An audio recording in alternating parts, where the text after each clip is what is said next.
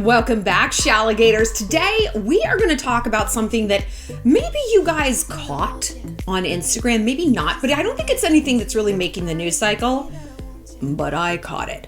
Kourtney Kardashian sticking it to Megan Fox. And we're going to break down what Kourtney posted and why I was like, oh, if that was my friend, yo. And what it means and how to fix a friend that just can't be happy for you. Just can't let you have your moment, can't be proud of your accomplishments. What do we do? Because this is a real problem that we don't even know how to address, because if we do, a lot of times addressing it with that person makes it worse. So we're going to break it down. I've got some tips. We're going to sort it all out and, shred Kourtney a little bit in the process. But before we get started, we've got a quick word from today's sponsor, who is one of my personal faves. Take it away. Shalligators, I've been bragging that I've recently dropped 20, closing in on 25 pounds. When I started really seeing my weight loss results, I was realizing I was having 3 lattes a day. That was 600 plus calories and $20. Like, what was I doing? But the result was I was really tired and I didn't know what else to do to get that boost of energy. So my nutritionist friend put me on a little something called Athletic Greens. Okay, so here's what Athletic Greens is.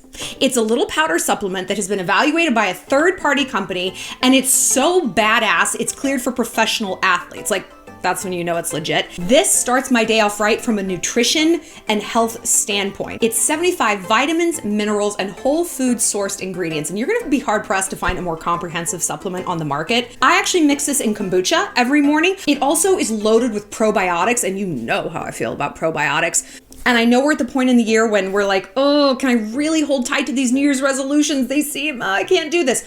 That's okay. Try adding in Athletic Greens. It's a huge boost of B12, which is going to give you that natural energy throughout the day, because we can't just keep running to Starbucks, and we can't take 3-hour power naps every day. But we can do this every day. So just go ahead and click the link down there in my bio for 5 free travel packs and some vitamin D goodies. So go ahead and check that out, and I will see y'all on the healthy side. Okay, and we're back. We're going to talk about Kourtney and Megan, but also quick note, I'm wearing our merch. I'm wearing SLXO, my new clothing line. This is the gray cropped hoodie. It says evil is more fun because people choose kindness. Well, this is my answer to that. Evil's quite frankly more fun. I'm a sinner and I don't need to repent because quite frankly, I plan on going right on sinning. Anyway, let's talk Kourtney and Megan. So what happened? What got me so gassed up? Because I posted this on my Instagram and you guys are like, a lot of you guys were like, I didn't even think about that. But now that you pointed it out, holy shit. So a few days ago, Megan Fox posted a picture all bundled up with her new fiance, Machine Gun Kelly, on Lake Como in Italy. Now, Lake Como, it's an odd time of year to visit. If you've been to Italy or know anything, Italy is not warm all the time. I mean, half of it is basically in the Alps, it's in the mountains, and Lake Como is right there. It's super northern Italian.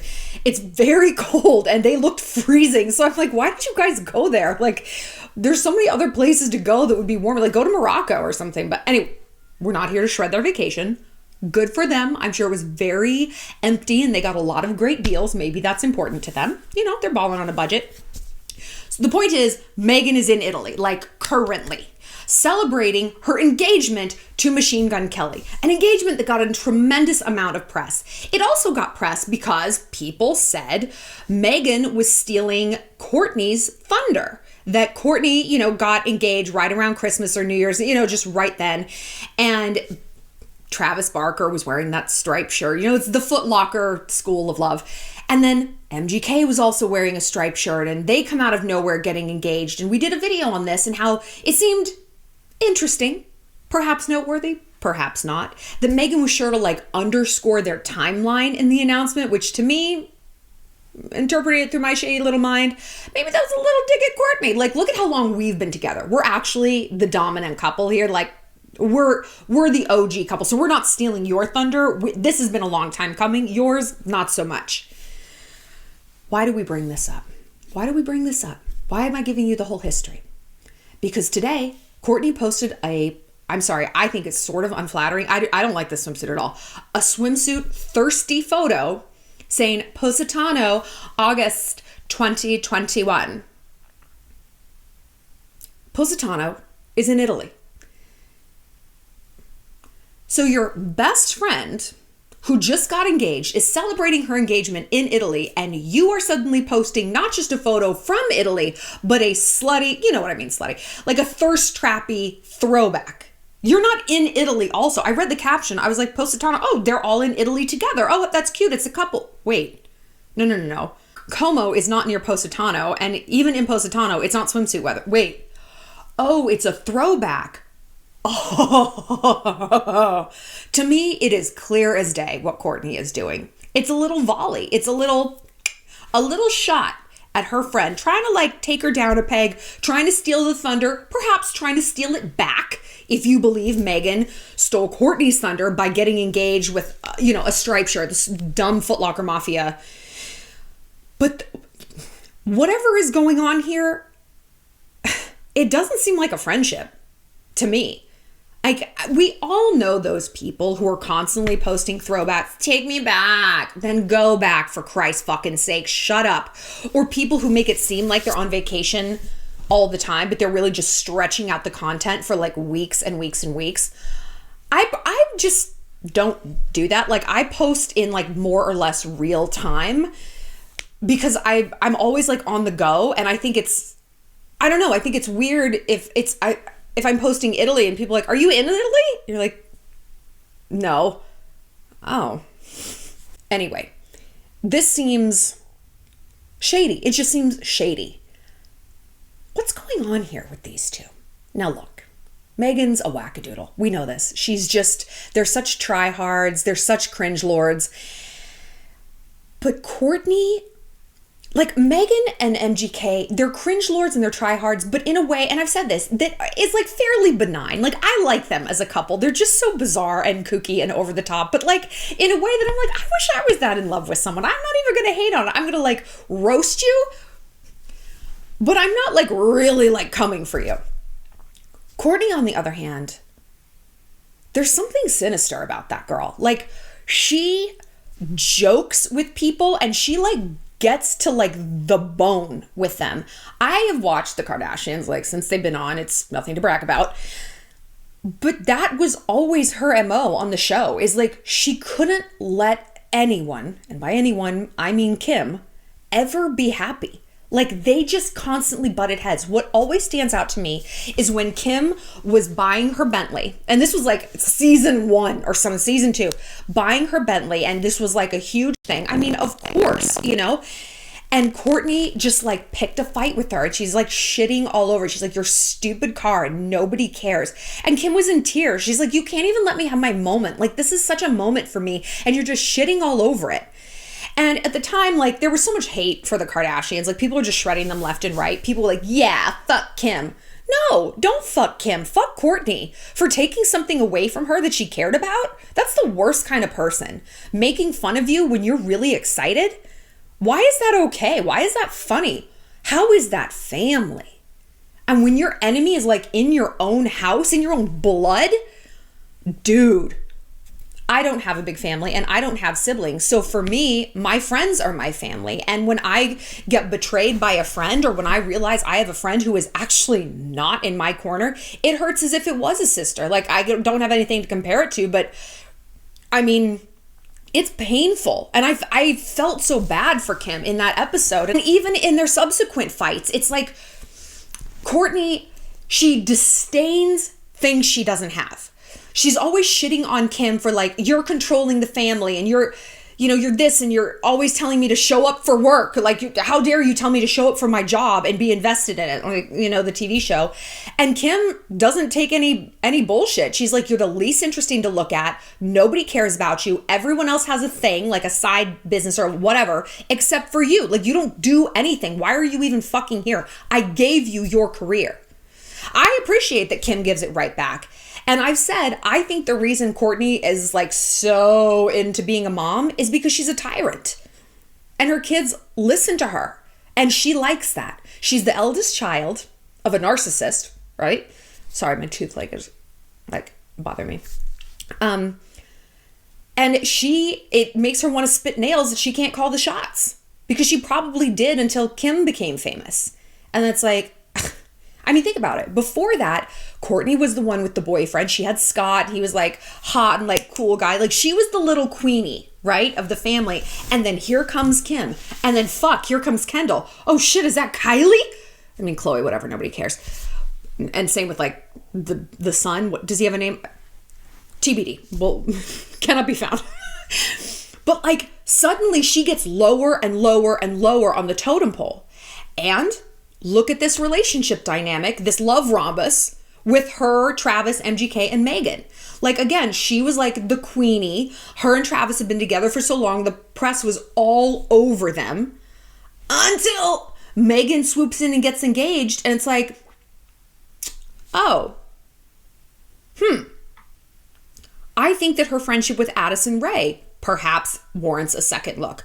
And, you know, I was not like, I don't think we ever did a video on it. I just find Addison so whatever-ish. I mean, she seems like a nice girl, but just any chick at the mall. Any chick at the mall could be Addison Rae. You know, same with the D'Amelio sisters. Like I'm sorry, but I can see their mustache from anywhere. You could put a photo of them 10 feet away. I'm like, I can see it from here. I don't get these three. Again, they seem like nice girls, like not, you know, but I don't really understand like the fanaticism about them. And it's not, oh, you're old, you don't get it. But do you get it? I mean, do you? No.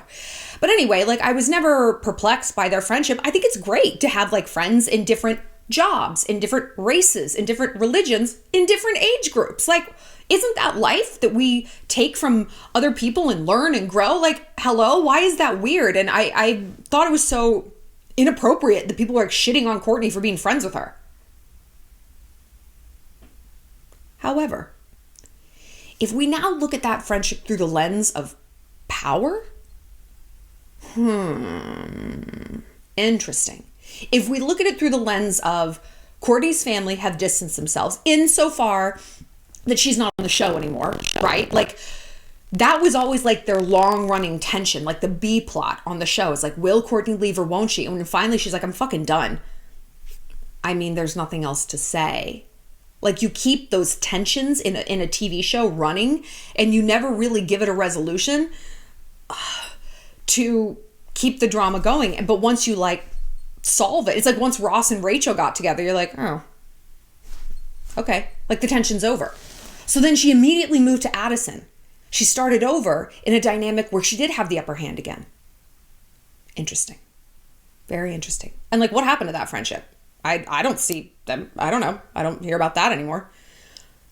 Maybe she dropped her. I don't know. But I do think Kourtney is being a bit of a dick. I think she's being a dick to Megan. Like, I get that you're engaged, Kourtney, and that was your moment, but like, is this not Brides? Ugh. Oh my God. Is this not Brides? Right? It's my day. Oh, it's not your day, sweetheart. It's your month, your 6 months, your year, your life, your universe, like on and on and on. Like you're the most special thing in the world. And it's always insane when celebrities act like that. It's like you are special every day. I was not a bridezilla because I also feel special every day. Like I get dressed up in gowns a lot. I mean, not in Montana anymore, but in New York at the time, I would get my hair and my makeup done all the time. I get photographed. Like, yeah, my wedding day was the more special one, but it wasn't completely so out of the ordinary that like, this is my one day to make everything about me. My life is always about me. I have oriented it thusly because I enjoy that. Same with Kourtney. It's like, you always have attention. I don't know. It just strikes me as strange that she like can't just give it up a little bit. But then again, look, I sound very team Megan. You might be thinking the same thing. It's like Megan couldn't have like given a little bit more time. It's already such a quickie relationship. She couldn't have just like pumped the brakes a little to let Kourtney have like a few months in the bridal spotlight. I don't know. There's definitely two sides of the coin. But to me, with this Positano thing, there's not. Like that to me is a shot. Those are shots fired. So what do we do if we encounter this? Did you ever see the movie You Again? Oh, it's with Kristen Bell and Odette Yesman, and I think Betty White was in it. and it's you again. It's just about these like old school rivals and like this, like the popular chick who's like always one-upping Kristen Bell. And it's great because you're like, I don't think it did that well at the box office, but like every girl who saw it was like, exactly. Like it just resonated. Yes. In and out. By the way, when I was so tired in that other video and I was like, Dr. Internet, what should I do? A lot of you guys said, I think you're anemic. Like you just seem like you have really low iron. Eat some red meat. And I realized I hadn't been eating meat like accidentally for like weeks. I couldn't remember the last time I had it. And I have been eating nothing but red meat for the last few days and I'm like a new person. It just goes to show that like every diet is so different for every body. Like some people do great as a vegan. It almost killed me. I was a vegan for a year and a half. It was a nightmare. I was so fat. I was so unhealthy. It was just not how my body personally runs. My body runs on meat. I'm an American. Anyway, back to Megan and Kourtney. What do you do? But my point is, thank you guys. Thank you. And I'm going to see a doctor about testosterone and I bought maca root and the selenium and all this stuff. What dosage would you recommend for maca? Although it's supposed to increase your libido. Buckle the fuck up. Never been a problem. Anyway, back to Kourtney. What do you do if this is a dynamic with your friendship? Well, girl, I mean, I gotta ask the obvious question. Why is this person your friend? Like, if this is something you have noticed before, if this is a pattern, why are you allowing it? You know the example. We can't ask a clown why they're being a clown if we're the one constantly buying tickets to the circus.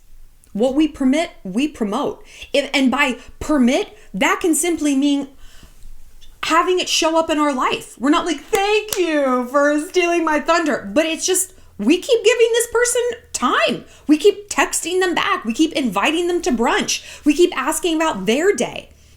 If we have cut someone off, right, and they're doing shit like this, let the baby have its bottle. Like, they look like a clown. They're competing against no one. They want our attention. They want to feel like we are their equal. And that's exactly how they do feel. If we can, like, give them that attention and be like, stop doing it. They're like, got you, you know? And truly, it is the cruelest thing in the world to deprive them of that attention. And we talk about this in the Evil Week video on how to, like long-term destroy a hater. You just ice them out and how to outlast your enemies. It's tough. It's really tough, but it is effective. But let's say you haven't cut them off and the enemy is inside the gates. Well, I mean, why are they inside the gates? Now look, for someone like Kim, it's her sister. And that's tough. So it's like you're faced with this impossible decision. Like, okay, do I fracture my family? Or do I just allow this bullshit, right? And I feel like the Kourtneys of the world, I feel like they know that. They know that you're in an impossible, like Sophie's Choice, no-win situation. And they prey upon that. That's another piece of data.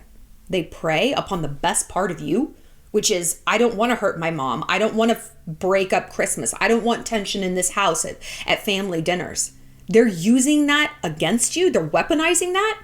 That's a disgusting ass person. It is. That's a disgusting, disgusting person because you're after peace and they're after victory. And that is how we look at war. Peace or victory. That's how we here in this group look at all of our interpersonal conflicts. Well, what am I after? Am I trying to make peace or am I trying to have victory too? Because, you know, if we're pursuing victory as well, then it's an endless war. And at this point, I believe Kourtney and Kim, I believe they're both pursuing victory. I believe like Khloe pursues peace because she's such a fucking pushover. Same with Kylie. Like Kourtney and Kim, it's like, I don't fucking think so. Kourtney never backs down. Have you ever heard her apologize in one of the shows? I mean, I haven't, honestly. I can't remember off the top of my head anytime she was like, I am genuinely sorry for that. That was so over the line. It was like, well, I'm sorry it got to that level, matcha. But I think, you know, I just felt, there's always some qualifier. It's like, I'm sorry I did that, but you made me so mad. You know where I've heard that? My ex-boyfriend who beat the shit out of me one time. I'm so sorry I did that. But you made me really mad. I am very attuned to that kind of language because What's the difference? It's the vocabulary of the abusive. Doesn't have to be physical. It can be emotional, and it can be small. I allow zero abuse. Someone doesn't have to clock me in the jaw for me to be like, that was abuse. It can be microaggressions. It can be micro barbs, micro shade. And I'm like, I saw it.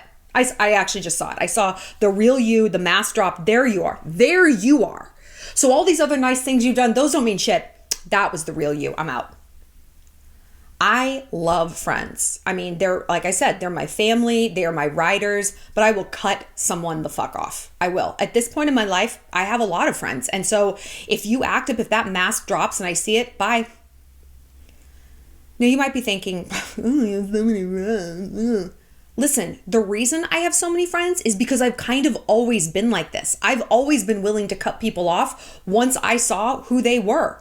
And because of that, I had room to let in the better friends. And so when I found one who was like amazing, I held on to them. But before that, when I was keeping around all the fakes, I didn't feel like I had any friends at all. Like, yeah, there were a lot of people, but did I have any quality people in my life? No, because I was so afraid to let them go. It's like your closet. You have like the shitty t-shirts from Target and this Shein piece of crap that's like stained, but you're like, if I let it go, I'm not going to have any clothes. But if you let them go, you can see what needs to be filled in your closet. You can see what your needs actually are. I thought I had 10 hoodies, but half of them were like stained. I threw them out. I actually only have 3. So, okay, I need more hoodies. I wouldn't have known that had I not been brave enough to get rid of the ratty ones. But again, sometimes these people, it's not so easy to cut up or, to cut people off. Like, it sounds easy. Just cut them off. We've done videos on how to break up with a friend. It's a brutal thing because you don't think that you should have to. Like, you break up with guys come and go. Sisters are forever. Friends are forever. But what if they're not? What if you see the writing on the wall? Okay, well, there's some different courses of action. You could just sit them down and confront them. Let's walk through all of these, the pros and the cons. I'm doing this in like real time, as usual. I don't plan these videos out. I just sit down and talk and hope that everything comes out in the right order. And most of the time it does. You sit someone down. Megan sits down Kourtney. Hey, I noticed that you're posting stuff from Italy. I just think that's interesting because we're in Italy right now, like celebrating our engagement. It just seems like you didn't have to post something from Italy. As I'm saying this, you know how I think I sound? Crazy. I think I sound crazy, petty, ridiculous, paranoid, and imaginative. And someone like Kourtney is going to say, you sound crazy, paranoid, imaginative, and petty. This is the thing with people like that. They do these things and then you call them out and you look like the insane one. You look like you're making this up because it is the most easily gaslightable situation in the world. She's like, okay, so because you're in Italy, no one else can talk about Italy? Or I'm sorry, you're telling me what I can and can't post? What the fuck? Like, I get that you're engaged. You're not the only engaged person. Like, you haven't like peed a circle around everything that involves your engagement or your boyfriend or your relationship or your life. And she's got a point. She'll have a point. And then you'll be like, no, I'm sorry. I'm just under so much stress. I'm sorry. And then somehow you're apologizing to the person you're mad at. Is there any worse feeling than that? Because then you get back to your car and you're like, what just happened? I feel worse. How do I? Oh. And now you've given them a sense of power and they're like, perfect. So calling them out might not be the best course of action. I'm just like trying to think of what is. This is why shit like this makes us crazy. But again, like all I can go back to is why are we letting these people in our lives? And look, okay. Let's say it's a sister, because again, it's so easy to be like, just cut them off. Like that's the on paper right answer. In real life, that's hard to do. And it doesn't mean that there's no good qualities. I'm not saying Kourtney is a shit friend all the way around or a shit sister, but she's got her moments. And when she has her bad moments, to me, they're very bad. They're very bad. Every friend has their not great areas, their weak spots for sure. I do. Everyone does. But I don't do shit like that. And my friends don't do shit like that. And for some people, it literally doesn't bother them. For me, when I'm happy about something and someone tries to tear it down, it is a absolute act of war. Like, it is a nuclear bomb. I had a friend, and I had like lost like 7 pounds. I had been trying really hard. This was a year ago, and we were someplace in bathing suits, and I put on this like white bathing suit, and I was like, okay, and we'd like just gotten there, and I felt good, and I'm like, okay, do you like this suit? And she's like, I just think you need to be like really thin to wear white suits. You know what I mean?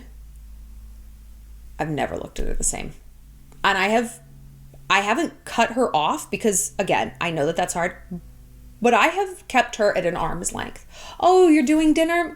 I don't know if I can make it suddenly, you know? Like, she's not a priority anymore. Oh, something went wrong in your life? Oh, you need to get me on the phone? Yeah, and I have to film. Gosh, I've just got stuff to do. Like, you're not on the A team anymore. You're now on the B or the C team. I see you, and I'm going to insulate myself from you. Because when I'm vulnerable, and happiness is a sort of vulnerability. To be proud of ourselves is a vulnerability. We as women are taught not to be proud of ourselves. Work hard, be humble. Fuck humility. Humility is like kindness. It's for fucking cowards, okay? Be evil and be proud. Work hard, be ruthless. And when I stand up and I'm like, I'm really proud of myself for this. And someone's like, well, you shouldn't be. Oh, right there, right to the jugular. That hurts. And they know it hurts. Women know this. We know this. Nobody thinks it's fun or cute to shit on someone's accomplishments. I mean, no one thinks it's cute when it happens to them. We all recognize it's a crappy thing. And so that can only mean they're kind of doing it on purpose. Or not. This is the hard part, because like they might not be. It might just be like they can't help themselves, like this itch. They have to scratch. Like someone else has a spotlight, so like I got to get it back. It is just rooted in low self-esteem. I mean, if I was Kourtney, I don't know how high my self-esteem would be. Like historically throughout my life when I was like dealing with Kim, here I am, the eldest. I've helped raise my siblings, and they're just like eclipsing me. Okay. It's a tough pill to swallow. So if you can't cut someone off, insulate yourself from them. And again, in a family situation, if this is your sister, how do you do that? I think you have to front load your disappointment, right? We talk a lot about positivity and manifestation and thinking the best, and you should.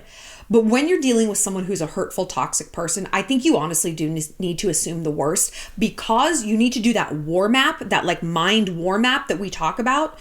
In terms of like worst case scenarios, you need to pre-process it so that if it does happen, you've got a play-by-play script that you've already run through on how you're going to handle this. And I've made war maps like on paper. If someone does this, this is my reaction. If they do this, that is my reaction. Here's when I escalate. Here's when I let it go, blah, blah, blah, blah, blah. Here's the battles I'm going to pick. And of course, why should we have to do this with people? I know, but again, it's easier said than done to cut someone off, so okay. So my friend who told me I looked fat in my swimsuit, I've got my own little mental war map now. I'm 25 pounds lighter. And so when we go someplace beachy, as we are going to be sometime soon, she pops off like that, I pop right the fuck back. I say, why would you say that to me? I look good. You know I look good. We don't have the same body. You look fucking banging and phenomenal. I would never say something like that to you. Do not say anything like that to me. Because sometimes people don't, like they know, but they don't know. They're kind of seeing what they can get away with, like me, to get their little like ego need, me. And it's not always about jealousy. I mean, she has a way better body than me. Way better. But it's just like me. It comes from a place of weak ego and insecurity. And it's like, oh, this is an easy target to pick at. Let me go ahead and correct you on that. I might be 15 pounds heavier than you. I might make $3 million less a year than you. But I am not the one. I'm not an easy target. Okay? I might be the lower man on the totem pole, but I'm still a man. Mom, I am a rich man. So that's one thing you can do. Go through this front-loaded disappointment. If you are the Megan Fox and you're like, okay, Kourtney has a habit of stealing my thunder. What are the possible outcomes of me posting a picture in Italy? Okay. She posts all this Travis stuff, or she plants some story in the media about me, or a positive one about her and Travis, and that like reorients all the press, or she does this or she does that. Run through what might possibly happen and how you're going to feel about it, because forewarned is forearmed. And then we're no longer reacting, we are acting. And then when we are like, no, I need to pop off, we've chosen it. We're not like, like this animal where we're out of control, because gaslighting works when people are emotional, right? When they can't trust themselves, when they're off kilter. And if you come from a place of strength, no. I let X, Y, and Z go. This was my personal line in the sand, and you have the right to define your own boundaries. I've decided that if that happened, I was going to say something. It's like, no, I believe you posted that from Italy the way I believe you did X, Y, and Z to steal my thunder. And look, I want you to have your time in the sun as a bride, but you need to understand that I have my own time in the sun, and I really don't appreciate this. Honestly, I think it looks kind of desperate on your part. Is that going to start World War III with them? Maybe. Maybe in the moment it will. But you know what else it might do? It might give them pause for the next time. The next time they're thinking about posting something or chirping you or tearing you down or shitting on your accomplishments, they might remember how you got up in their face and they didn't like that, and how everyone else saw it and they were like, Kourtney, like, why did you post that? And they might be like, maybe I'm going to get my ego needs met someplace else. Maybe if I need to sharpen my little claws on something, it's not going to be Megan. Maybe, but maybe not. Maybe they're going to dig in and want to fight with you more. And then maybe that's the time you pull back and you really do reevaluate this person's place in your life.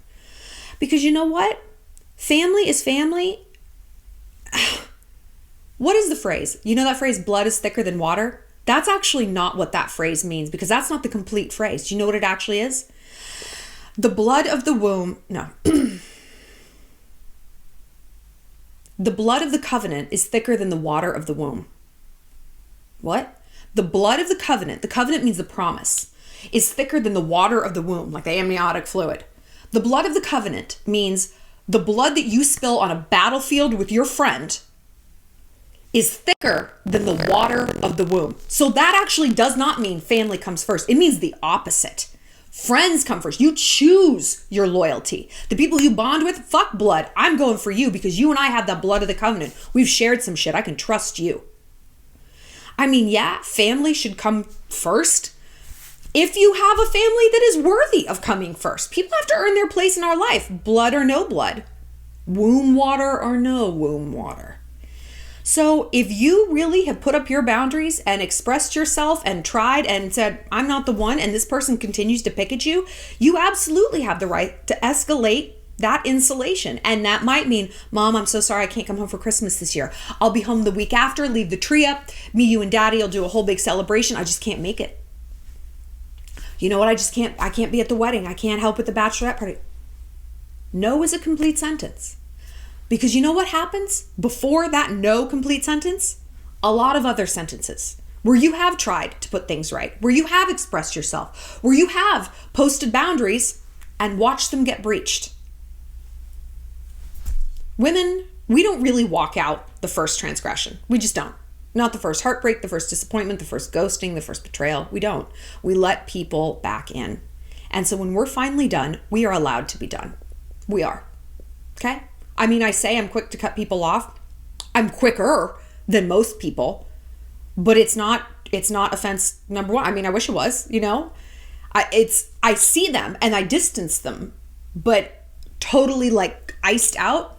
It probably takes longer than it should. I want to know your thoughts on this situation. Am I turning nothing into something as I am wont to do? Or if you guys were in these positions, you'd be like, what the fuck, dude?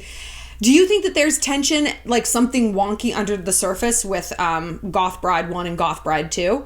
And when has this happened to you with your friends? And did you shut it down? Did you confront them? Did you just push them kind of out of your life? Did you acknowledge that, you know what, this person is just not going to be happy for me, the things I do, they're always going to try to steal my thunder, and that's just the way it is. Ooh, there's a lot of drama there, and I have a feeling this is not going to end like ever, and I'm so excited. Makes me a lot of money. I'll see you later, Shalligators. Thank you again to Athletic Greens for sponsoring this video. Go ahead and click the link down below to shop and get your free little gifts. Like I said, it's been an integral part of my weight loss, and I feel really great on it. So, also, if you have a few bucks, please consider donating to our philanthropy fundraiser and help some teachers in need. I'll see you later, Shalligators.